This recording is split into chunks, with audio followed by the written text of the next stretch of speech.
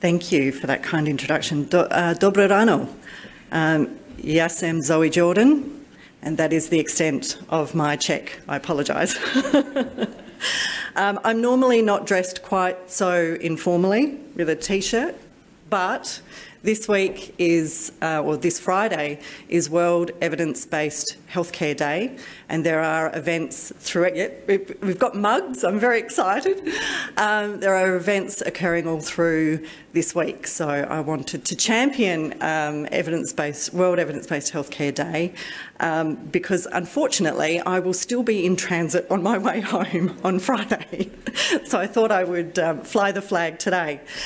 So first, I want to thank Dr. Miloslav Kluger for inviting me to present to all of you here today, and to also thank the Ministry of Health for supporting my travel to come such a long way.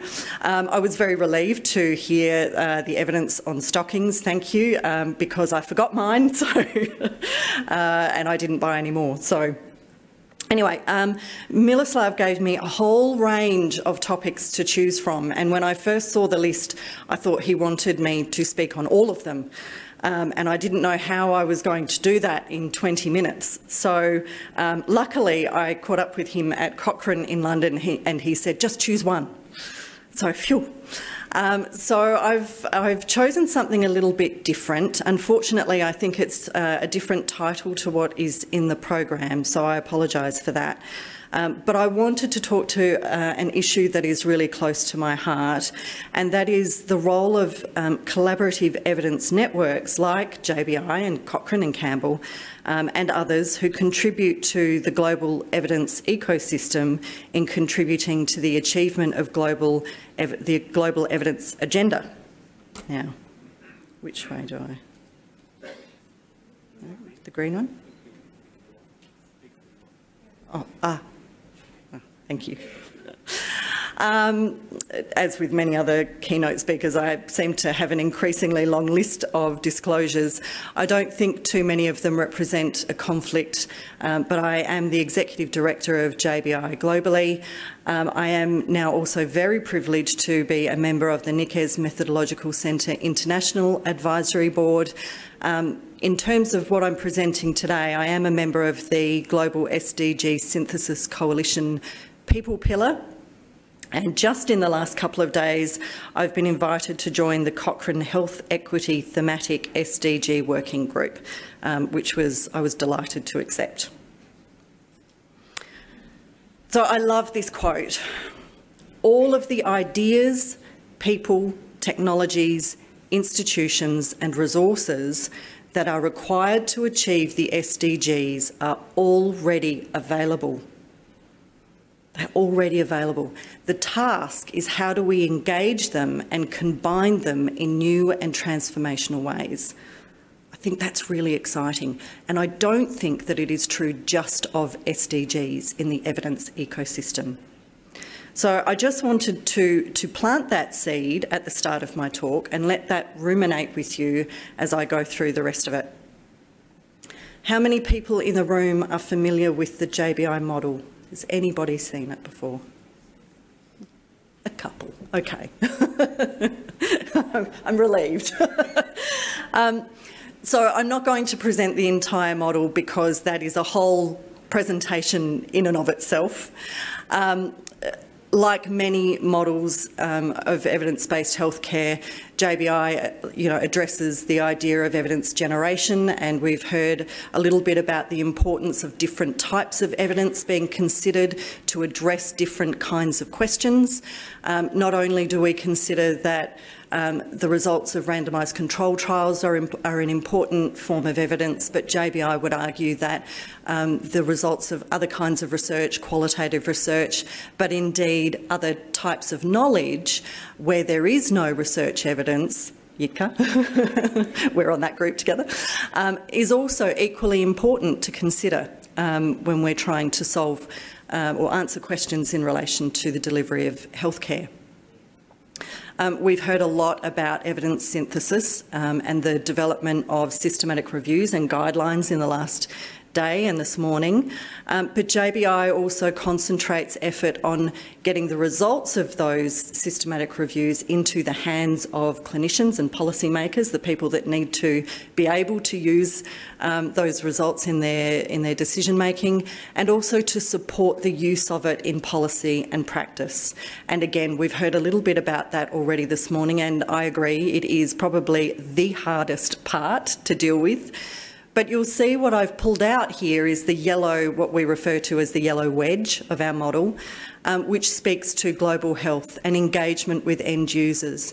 And we've always, part of JBI's remit has always been that we speak to end users in order to determine what their knowledge needs are before we embark on a process of synthesis.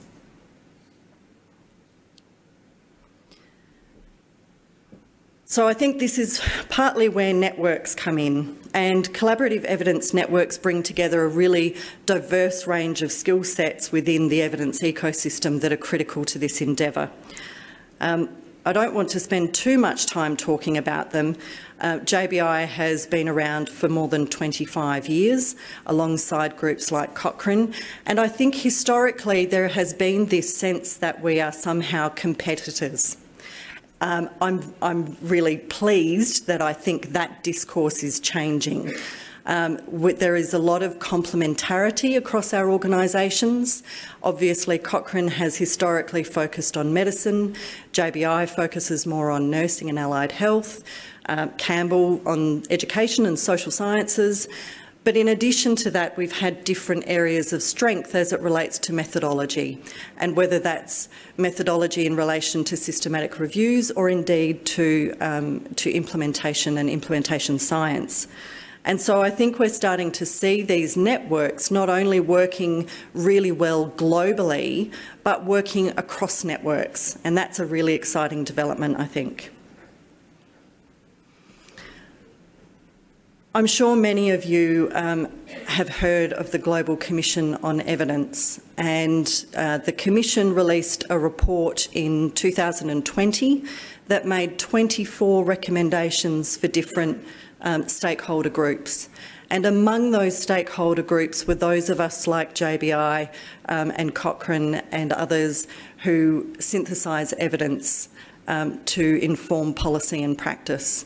And of particular note, I think, was recommendations 17 and 18 that really encouraged us to think about working in more collaborative and cohesive and organised ways, which really got me thinking.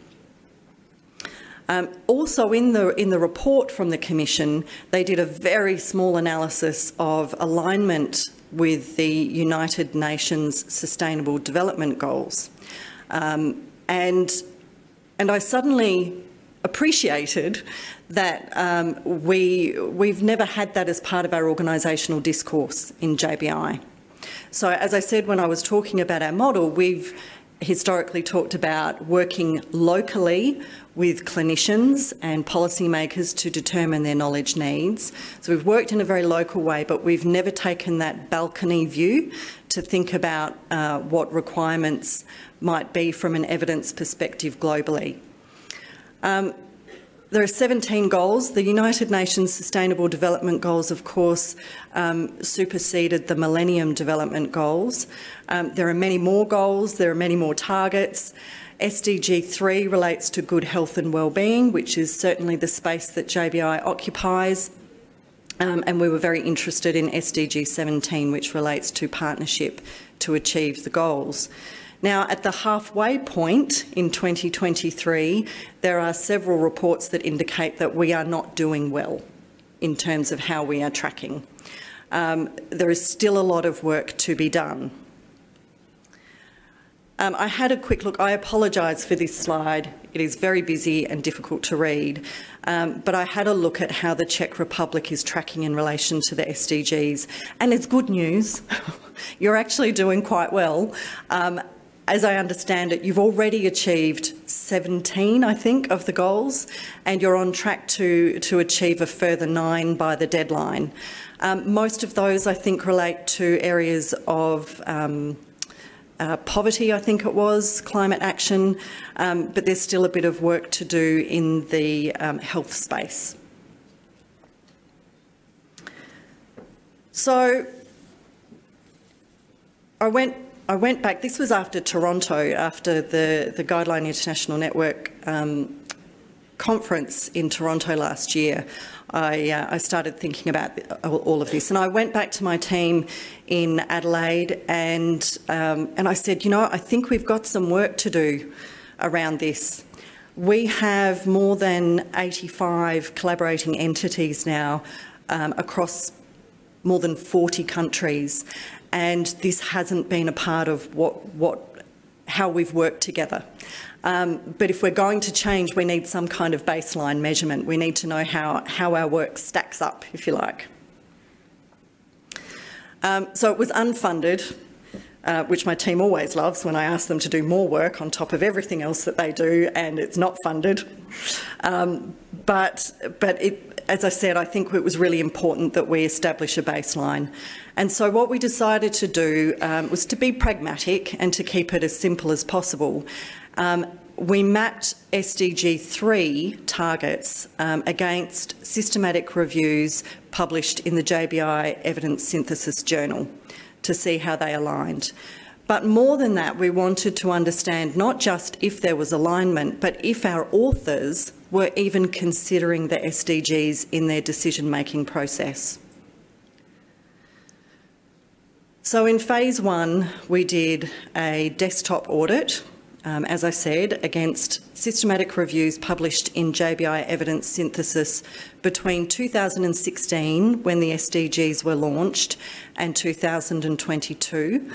We identified there were only 204 systematic reviews, which compared to groups like Cochrane, I think is a fairly small number to have been published in that time frame.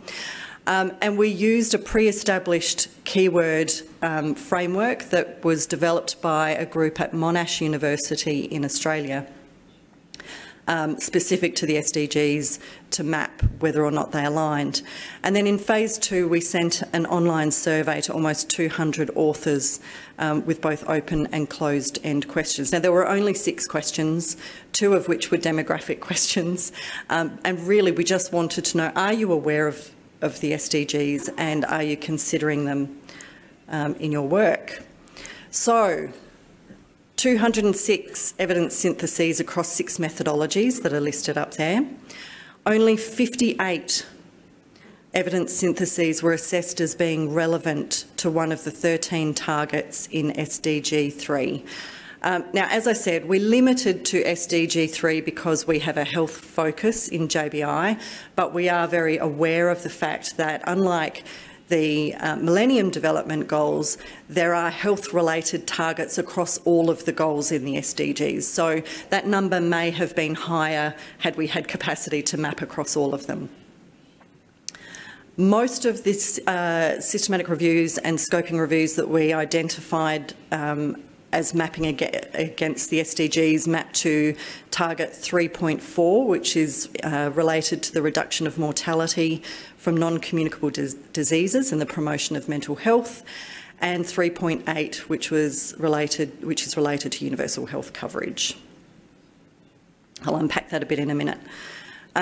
In phase 2, we had a response rate of 43%. It's not too bad for a survey across 18 countries. Now, I do want to note here that none of the respondents were from low-income countries. I think that's important to note. It doesn't mean to say we had no authors, and I must admit I haven't checked. I was looking at my presentation last night and I thought, oh, I should have checked that. It doesn't mean to say there were no authors from low-income countries, but none of the respondents to the survey were from low-income countries.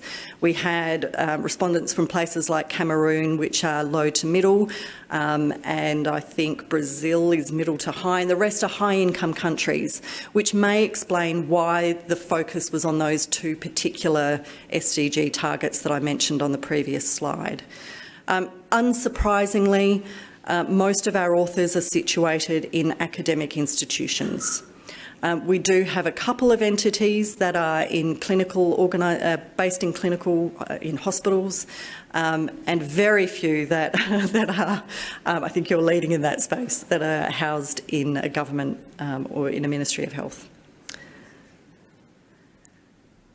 So because I'm a bit limited with time, so I'm just going to give some very high-level themes, and I don't think anybody will be surprised to see these for a range of reasons. But as I said, historically, the organisational discourse in JBI has been that the driver of our work has been local, with a very local lens, local focus. We do work globally, but each of those entities is working locally. And I think there was a really strong feeling from our authors that should continue. We were surprised to see that there was really low awareness of the SDGs. And so, you know, from that, I suppose it's not surprising that our authors weren't considering the SDGs in their work, because they just simply weren't aware of it. And one of the questions that we asked in the survey was whether or not authors thought that groups like JBI should be more proactive and prescriptive in encouraging people, to our authors and our broader collaborators, to be thinking about prioritising the SDGs in their evidence synthesis work. I wasn't surprised to see that the answer was largely no. They thought that it was really important that we raise awareness amongst authors, but they didn't want us to be prescriptive. So what we knew, well, I don't think there is anybody in this room who doesn't know that funders and policy developers, decision makers, need timely access to trustworthy evidence. That's why we're all here, right? But evidence syntheses really do have great potential to assist us in achieving the SDGs.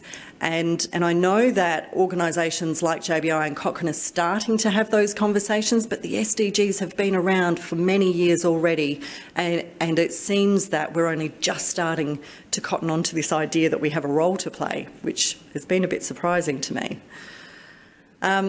What we learned, now, as I said, this was a very, very small pilot study, and clearly we need a balance of a global and local lens when we're deciding what evidence syntheses need to be conducted across the evidence ecosystem.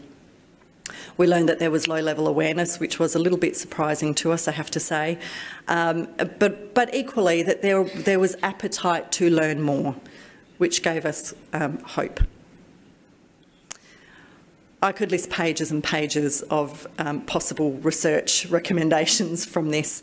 I can tell you that we have put in an application for an NHMRC grant in Australia, the National Health and Medical Research Council grant funding round. We haven't heard back yet, but that proposal is in collaboration with Carla Suarez from Cochrane and Vivian Welsh from Campbell to extend the mapping exercise out across our networks, which I think will be really interesting. We hope to do it regardless, but it would be nice if it was funded. I think there's work to do in terms of not only looking at alignment, but looking at gaps, looking at different types of methodologies that are required to answer the different questions related to the SDGs. Perhaps looking at the extent to which our global evidence networks are already promoting the SDGs, and I think that is starting to happen more. But something that I feel really strongly about, and I know that JITKA does as well, is looking at implementation.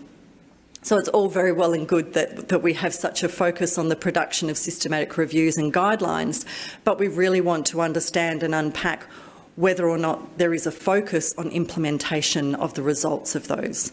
And so there's a little bit more work to be done there as well.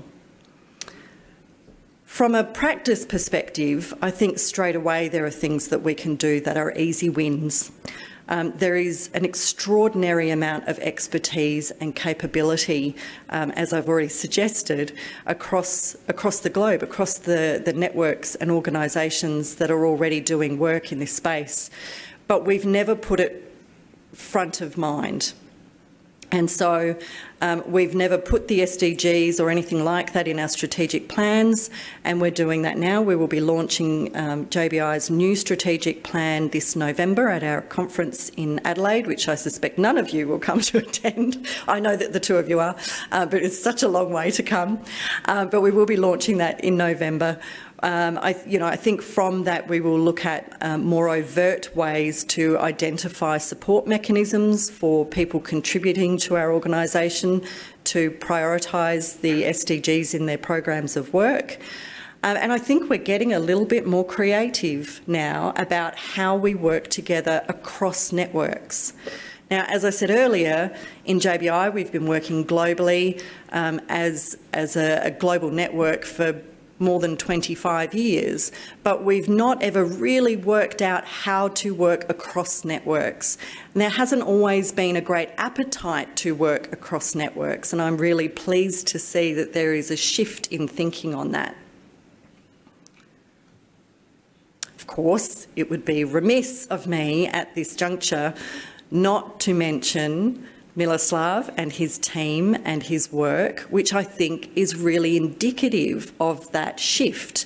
And I think that it's really innovative and interesting and exciting to see that, that groups like Miloslav's are engaging with all of these networks. So he's wearing lots of different hats.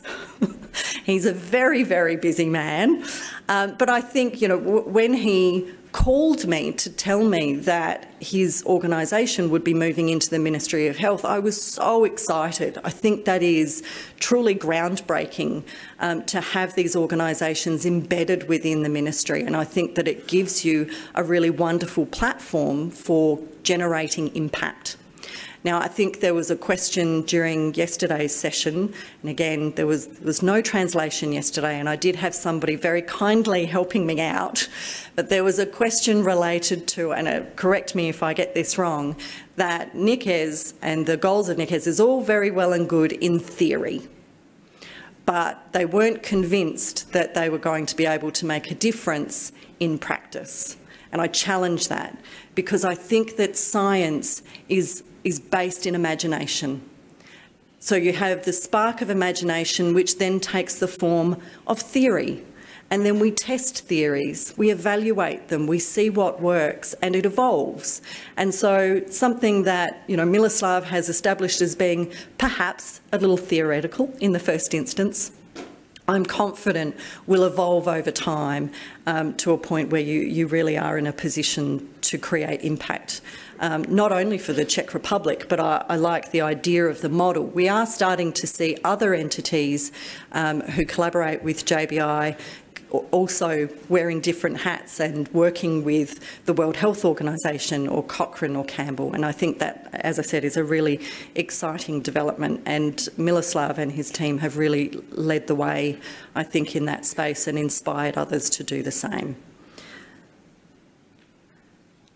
So I've come back to this premise of us having all of the resources that we need.